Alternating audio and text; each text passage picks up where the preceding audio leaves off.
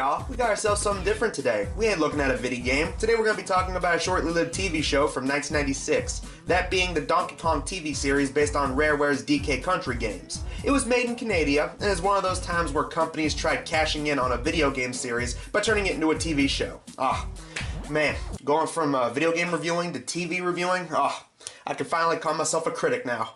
Before you say anything, yes, this is the animation. Yes, I know it looks like Pixar quality, but I think a better description we're gonna go with is Sub-Jimmy Neutron. Appears to me to be the character Jimmy Neutron from Nickelodeon. Now, instead of talking about every episode about this show, let's just talk about a couple. Let's begin with the first episode, Bad Hair Day. It starts with Cranky Kong on a pipe organ playing one of the many songs you're gonna hear in this show. Yeah, for some fucking reason, the show is a musical. Like, every episode has to have a song. Cranky, I got my finger on the key. Yeah, I'm cranky. The oldest, wisest ape you'll ever meet. We established that Cranky is responsible for guarding the all-powerful item of this show, the Crystal Coconut, which, of course, is wanted by the villains King Dadgut K. Rool and his army of Kremlins. You know, all, like, less than 5 of them. They show up and use claptraps to tear up Cranky's roof. And then we cut to our main duo, Donkey Kong, who sounds like a mixture of Will Smith and a surfer dude, and Diddy. Now, instead of having the father and son dynamic they had in the game, they have more of like a best friends, older, younger brother kind of thing going on. Well, except for this line. She's just a girl, DK. You can't have fun with a girl like we do. The two then go off to fight the Kremling, and they win. No sweat with Donkey Kong's incredible monkey strength, which means that they'll have to come up with some other plan to weaken the big ape. But no time for that. We gotta introduce... Unfortunately, the place is run by that upwardly mobile jerk. Cranky, no offense, but fuck off. Anyway, we see the main love interest, Candy Kong, who is not only loved by DK, but is also being simped over by the manager of the barrel factory that she works at, Bluster Kong, a character that is not from any of the games and is quite possibly the worst thing I've ever seen. Happy birthday. Banana cream, your favorite. Rejected. Watching my figure. Don't bother. I'm watching it for ya. Anyway, the Kremlings then concoct a plan to use a fake Candy Kong robot that will cut off DK's hair because it'll drain his power. Oh, so it's kind of like the story of Samson. Ah, bitch! Sugar is sweet, just like candy cane. My charm and good looks drive all the apes insane. Every monkey's dream for your evil scheme. It's so cool to work for King K. Rool. Okay, let's all just agree that every song in the show that is not Our Love is Stronger Than a Golden Banana is not that good, okay? Alright. So the robot Candy Kong cuts off DK's hair, showing that he's apparently part Klingon, going off that's apparently what his head is shaped like, or some shit, and it drains his strength, meaning that K. Rool and his Russian goons can walk off with the coconut. But it's okay, because Funky Kong shows up in his plane and says that he'll take them to find a special banana that will bring back DK's muscle mass, and make him the ultimate alpha male gamer again. Behold the voodoo undo. You have to find DK. Make him drink this. Only the person that cast the spell on him can undo the curse. Okay, so if, like, you can make an antidote, then why'd you even let DK and the others just fly off to look for this fucking banana? I guess they needed something for Candy and Bluster to do, so they just fly off to go give them the antidote. All until Bluster is a complete douche nozzle and just pours the antidote onto the ground, Candy making no effort to stop him, mind you. And oh, the antidote grows into a giant banana tree. If you think that's going somewhere, tough titty, it isn't. Diddy finds the banana that brings back DK's strength, and then he goes all Jackie Chan on the Kremling. We bad guys never get a break. And the episode ends with DK not being able to tell the real Candy Kong from the robot Candy Kong. Why'd they make DK such a dipshit in this show? He's supposed to be like a badass monkey man in the games. They just made him a fucking fool here. It's funny, stupidly genius, and leaves you with a happy feeling at the end. The next episode we're talking about is Ape Fu Young. This episode begins with Cranky singing to himself, as well as showing off his awesome Fortnite dance moves. DK and Diddy show up to take his vacuum cleaner, and the Kremling also escape with the coconut. Cranky is sick of being a boomer, so he creates a youth potion to make himself young again.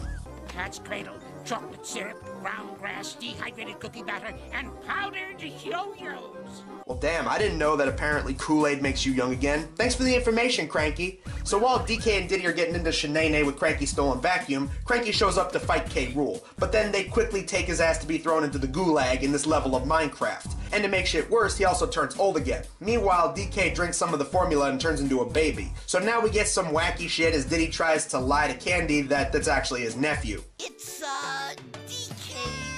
DK's nephew. DK's nephew? It's cute. I didn't know Donkey Kong had a nephew. Oh yeah, got a nephew, Yeah, and this is him. Now Diddy has to go off and help save Cranky, and we get into the song of the episode. Swing into action and finally save the day. Everybody see what I can do, 'cause it's Diddy to the rescue. I swear, these songs are becoming even more fucking random, y'all. I mean, out of all the things that have happened in this episode, this is what you made a song into? Not have some kind of song about Cranky loving that he's young again or some shit like that. You know, no, that'd be interesting, I guess. Baby DK and Diddy end up getting their hands on the coconut as it seems the Kremling are about to surround them. Hand over the coconut, you half-pint primate! Oh dear.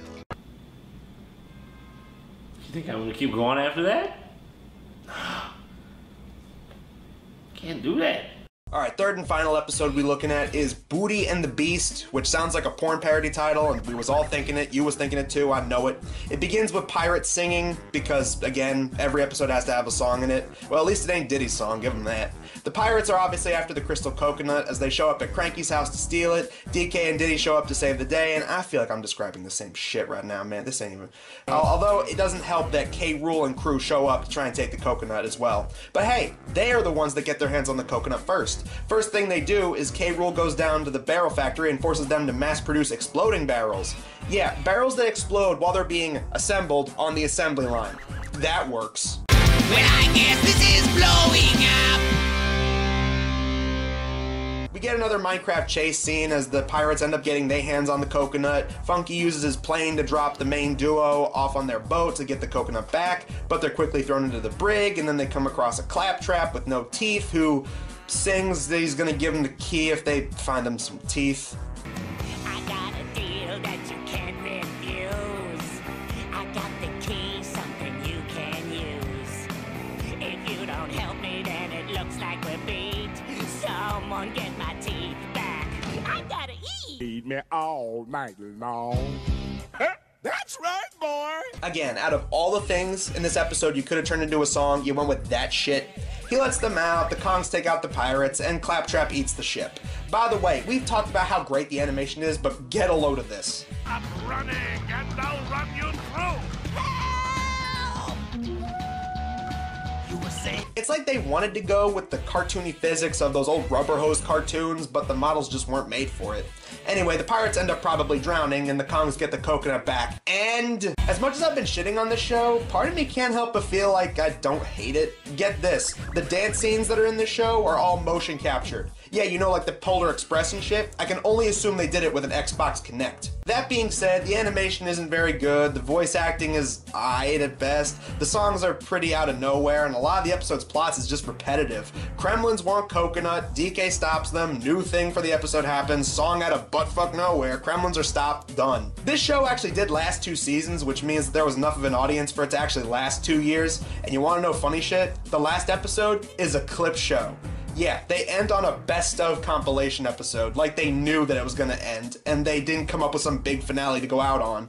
But you know what? We can say what we want about this show, but what truly needs to be said is this. My dick's out for my favorite fucking monkey. My dick's out for